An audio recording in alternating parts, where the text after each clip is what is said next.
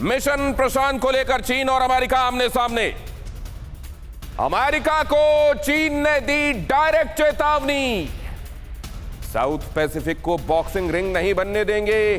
चीन के senior diplomat की अमेरिका को धमकी, दक्षिण प्रशांत में वर्चस्व भूल जाए अमेरिका।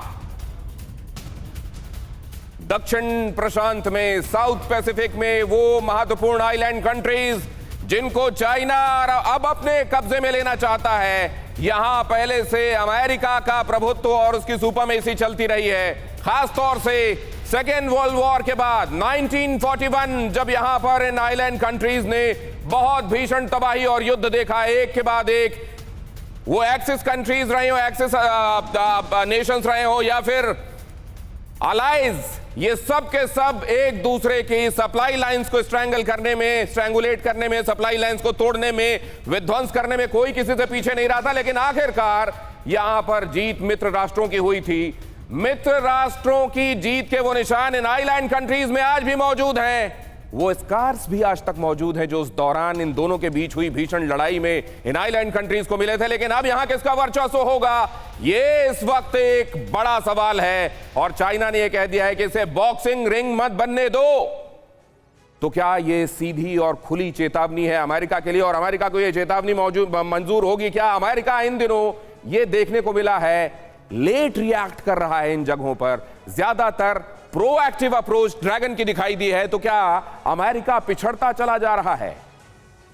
अमेरिका की यहां पहले से मौजूदगी को क्या वो इनकैश नहीं कर पाया? जरा देखिए मैं किन कंट्रीज की बात कर रहा हूं और क्यों ड्रैगन की दिलचस्पी यहां पर है, इसको जरा समझिए। ये ड्रैगन, और जब आप साउथ पैसिफिक की बात करते हैं, ये हालांकि जब आप इसको ग्लोब में देखेंगे तो ये कदरन नीचे की तरफ आएंगे, ये थोड़ा ऊपर दिखाई देगा, लेकिन यहां आपको क्योंकि एक समानांतर वॉल में ये देखने को मिल रहा है, इसलिए ये थोड़ा ऊपर की तरफ उठा हुआ। जब आप देखेंगे धरती की तरह किसी ग्लोब को तो ये नीचे आपको दिखाई देंगे। लेकिन ये कितने महत्वपूर्ण है साउथ पैसिफिक में, देखिए साउथ चाइना सी से जब आप नीचे की तरफ आते हैं तो ये आइलैंड कंट्रीज आपको नजर आती हैं। साउथ चाइना सी में वो दादागिरी आपको मालूम है, वो वुडी हो, स्पार्टले हो, और यहां पर देखिए स्प्रैटले और वुडी के बाद नीचे डाउन साउथ जब ये चला जाता है साउथ पैसिफिक में, वो किरिबाती हो, वो समोआ हो, वो वनुआतु हो, वो पापुआ न्यू गिनी हो, टोंगा हो, फिजी हो, या फिर ईस्ट तिमोर हो, इनको जब अपने कब्जे में वो ले लेता है तो उसका बड़ा हित सदता है। अब आप ये सोचेंगे ये छोटे छोटे आइलैंड कंट्रीज हैं, ये वो आइलैंड कंट्रीज हैं जहां अक्सर भूकंप आते रहते हैं, जहां कई एक्टिव वॉल्केनोज हैं, जहां बहुत विरल जनसंख्या है, जहां नेचुरल रिसोर्सेज के मामले में बहुत ज्यादा अमीर नहीं है, यहां अब भी कई जगहों पर गरीबी के निशान देखने को मिलते हैं। तो फिर इन जगहों को ड्रैगन अपना निशाना क्यों बना रहा है? इन जगहों पर अमेरिका के सुपरमेसी को वो चैलेंज क्यों कर रहा है? ये जब आप समझने की कोशिश करते हैं तो आपके दिमाग में जाहिर है जब ये सवाल आएगा तो उसका जवाब इस जगह आपको मिलेगा।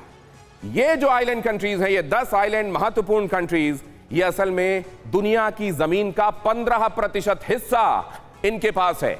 और अगर आप कॉन्टिनेंट के हिसाब से बात करें तो जो अमेरिकन कॉन्टिनेंट है उससे 3 गुना ज्यादा समुद्री एरिया ये कमांड करते हैं।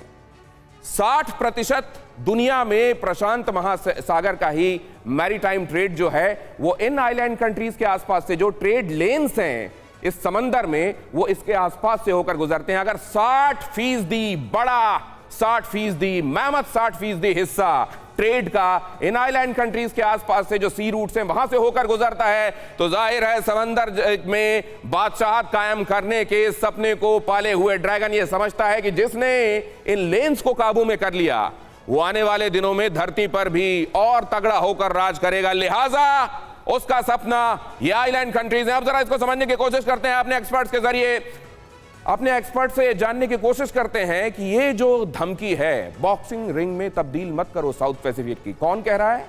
चाइना। क्या किया है उसने साउथ चाइना सी में? किसी से छिपा हुआ नहीं है। उसके मुंह से ये शोभा देता है क्या, या उसको शोभा क्या देता है क्या नहीं, कभी इसका कोई इसकी फिक्र रही नहीं है। परवाह देश की, सोमवार से शुक्रवार रात 10 बजे TV9 भारतवर्ष पर।